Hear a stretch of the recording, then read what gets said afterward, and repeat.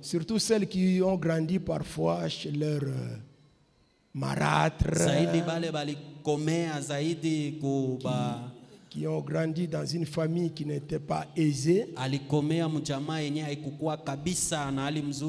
En tout cas, ils n'ont pas passé une bonne vie d'amour dans la famille.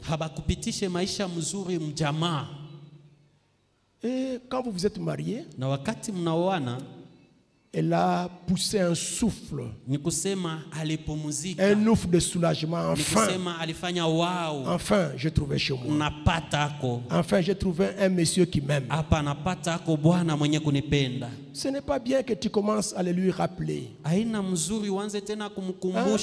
Toi, tu oyei munene parce que zoliawa alewa pashuna nene pajuko nakula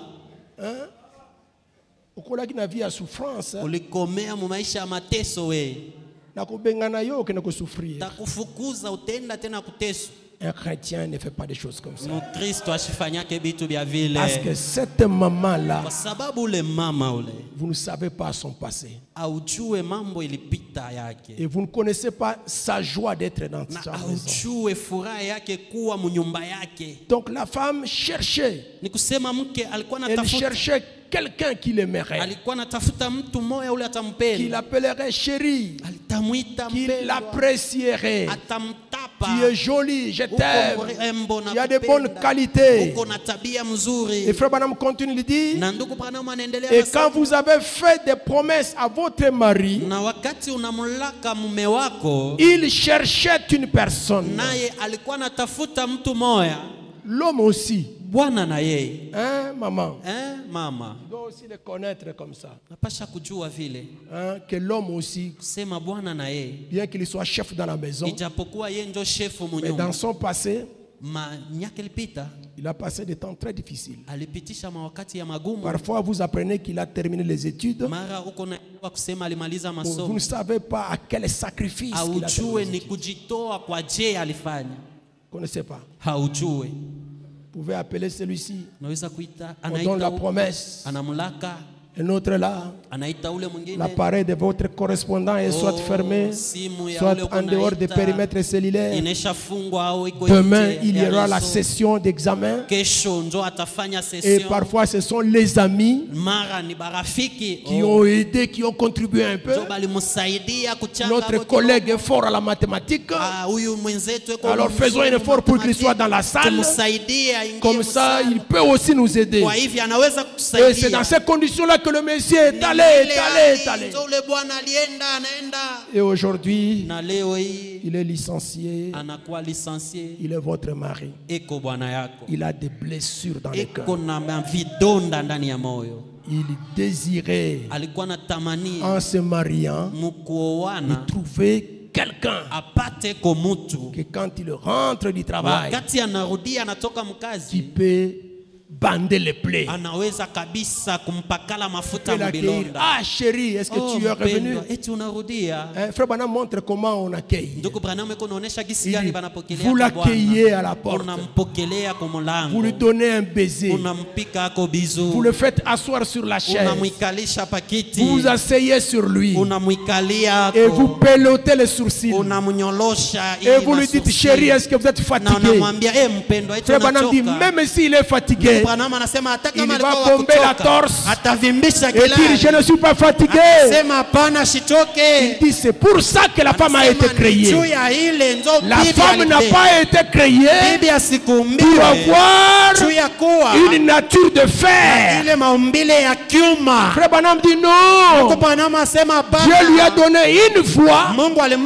Dieu lui a donné une nature et une voix pour que quand elle parle, quand elle agit, qu'elle soit la consolation. Amen. C'est pourquoi le Saint-Esprit en hébreu est au féminin. Parce que le Saint-Esprit c'est la consolation dans le cœur. Et une femme, c'est la consolation. Et c'est ce que l'homme cherche. Amen. Amen. quelqu'un, une femme qui pouvait l'aimer. Il cherchait une personne que quand il rentrerait fatigué et lassé pour avoir travaillé toute la journée, une petite femme qui pourra l'entourer de ses bras et renvoyer gentiment ses cheveux en arrière et qui lui dira combien elle l'aime.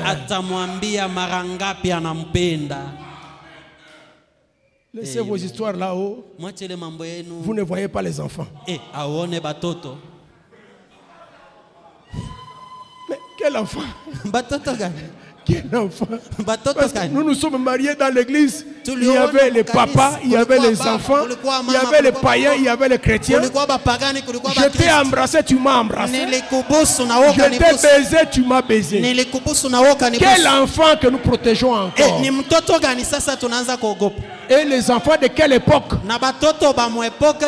Les enfants qui voient le Facebook ici, le WhatsApp là-bas.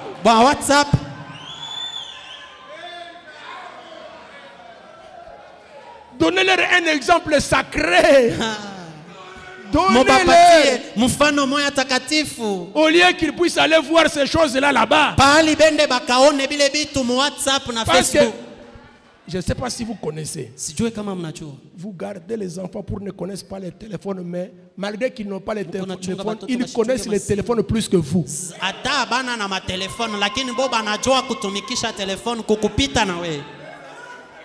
Où est-ce qu'ils ont appris ça?